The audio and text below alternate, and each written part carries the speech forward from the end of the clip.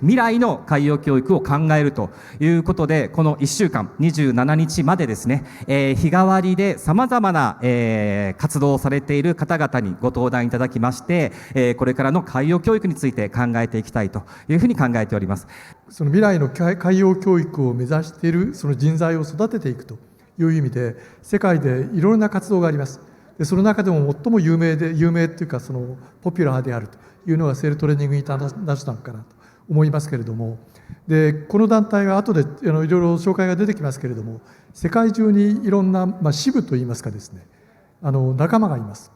で私ども ISPA ジャパンという組織は、いわば日本においてそのセールインターナショナル STI を代表する立場にございます。 STI ジャパンというふうに考えていただいても構いません。もういろんな国の若者を一つっていうか、たくさん船ありましたけどね、何十隻もいましたけども、船に乗せて1週間10日、そういうセールトレーニングをする、シーマンシップトレーニングをする。でその中でいろんなことを学んでもらう、そういうことをやっている団体です。クルージングボートあるいは帆船で長期間航海するということがいかに若者の体験として重要であるか、それで素晴らしいことであるかということに、改めて気がつきまして、これを積極的に ISPA のプログラムの中に取り入れてですね、で特に日本の若者たちに広げていきたいというふうに思ったのがこのプログラムの開発のきっかけです。若い人たちにどんどんこういう生活軸、船に乗って自分自身でどこでも自由に行ける、そういう力をつけることが実は個人としての人生に大きな意味を持たせるだけではなくて、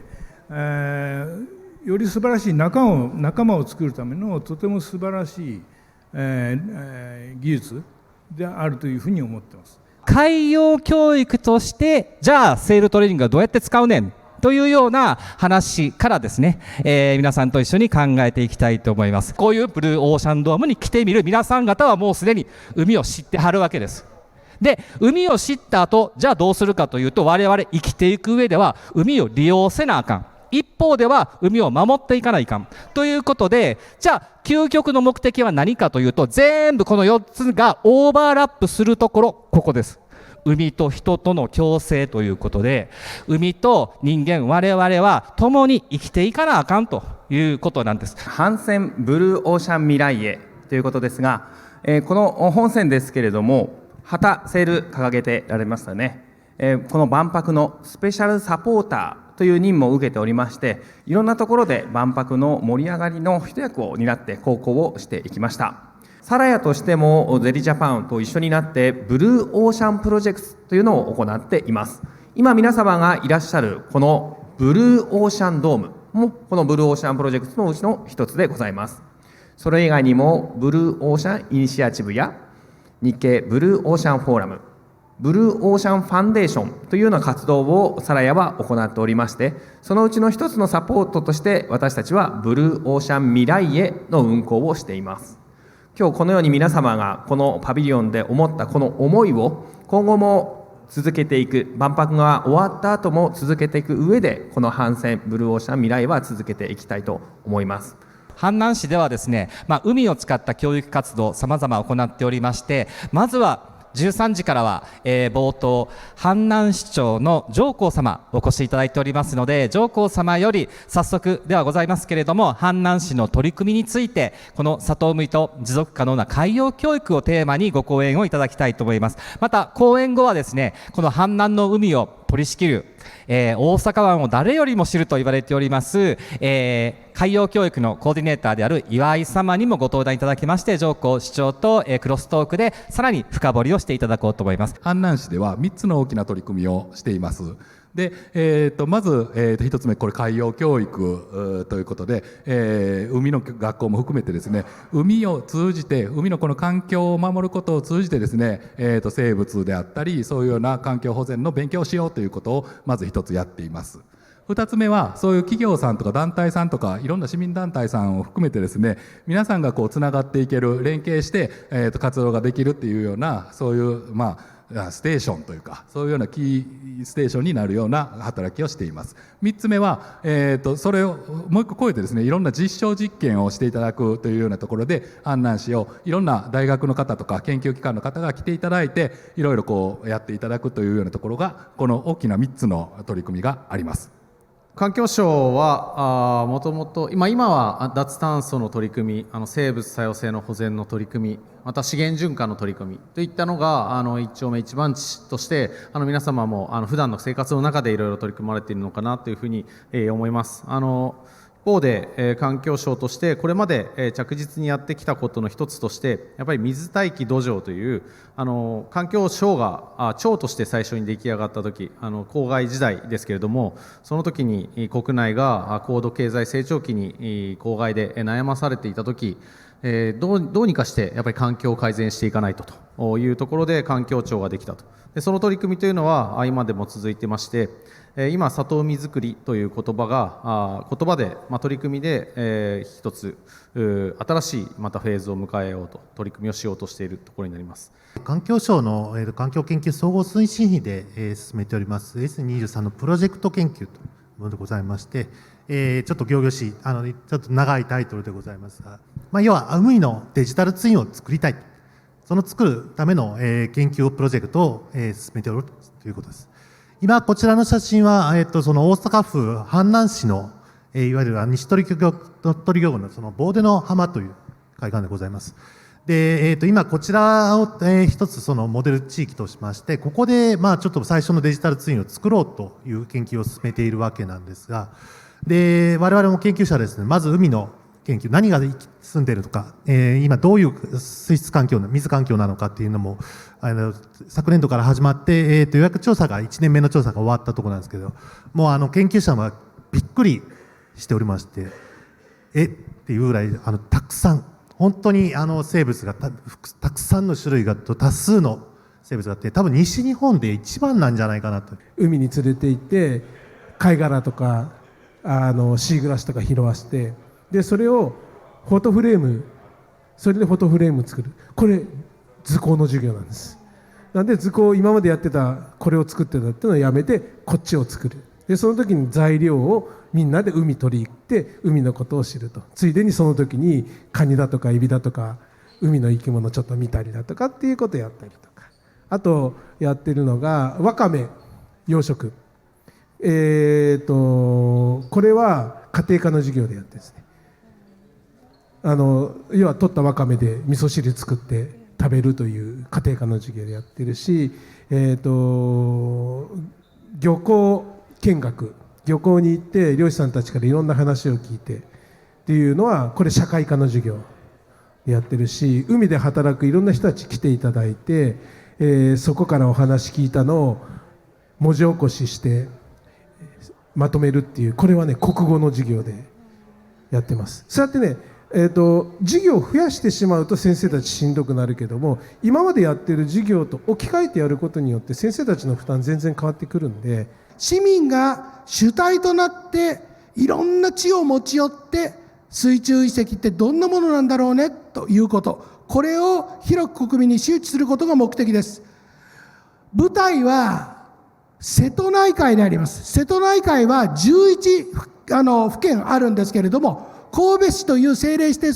都市が入っているので、12府県のチームがある。これ天平8年736年廃藩置県のもっともっとずっと前のこの時代にこんな浦とかそういう津があった。その時代から逆算していったときに、この悠久の歴史で沈んだ船や遺物が多くあるだろう。こういうことにも思いを馳せて、それを専門的に考えるだけではなくて、どう多く人々に伝えていくかを考えていくということです。海の中、沈没船たくさん沈んでいる、どういう状態なのかなっていうのをぜひね、今写真で少し、あんまり多くないです、10分ぐらいの時間なんですけど、少しね、心のどこかに思いとどめてください。平安丸という船、これ今も80年前に沈んだ船っていう、こういう名前残ってるんです。はい、日本の船が外国で沈んでいます。戦争の最中に沈んでしまったので、生活感、人の痕跡、お皿とか、右上、皆さんから見て左上に見えているのはこれ電話ですよね。ビール瓶、ね、そういったものがたくさん海の中に沈んでます。海底に眠る遺跡というものをご紹介したく思います。これからですね、短い動画でその遺跡の中でも実は一般に公開されている遺跡、海底遺跡ミュージアムというものを皆さんにご紹介したいというふうに思います。映像の方をどうぞお楽しみください。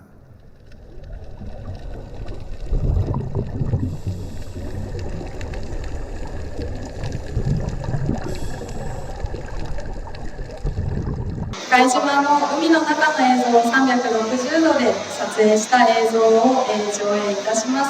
よろしければぜひご覧ください。よいしょ。それとも鉱物。サンゴはその長い一生の中で姿と役割を変え続ける特別な存在です。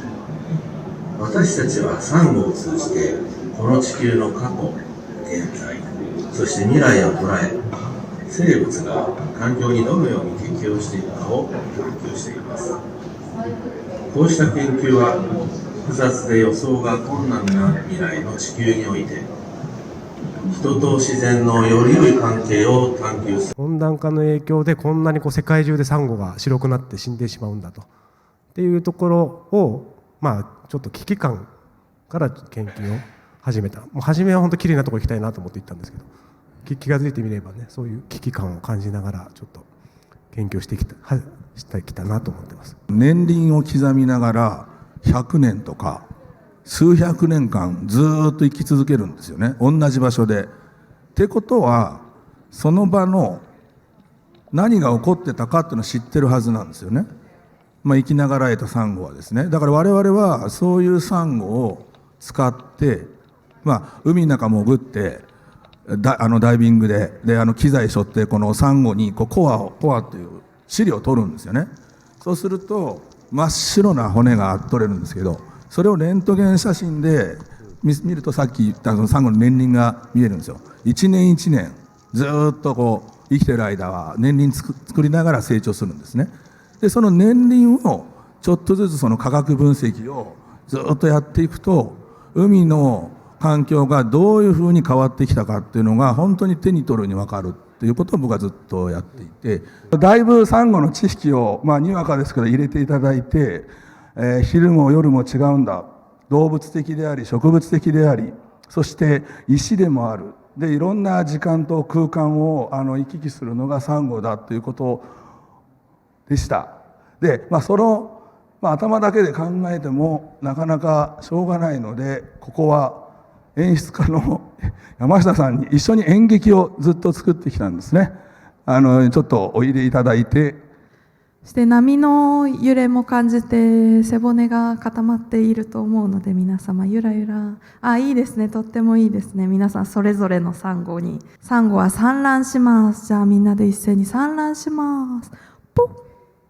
卵をポッ。レース中にレース参加をしてくれた船に必ず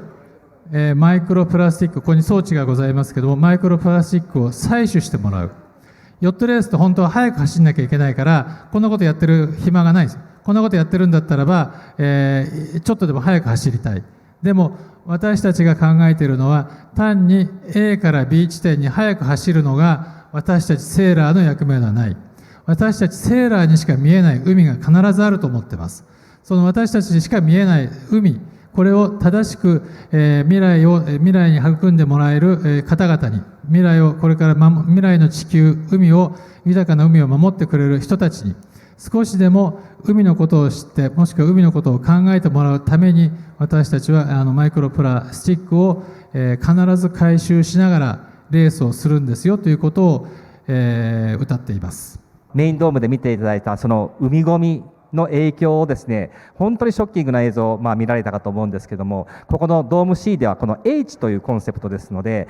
この新田さんのようなセーラー、いわゆるヨットマンが考える H、でそれによって海洋環境をどうしようかというようなお話でしたけれども、皆さんの中でもですね、何かこれからのヒントになればなと思っております。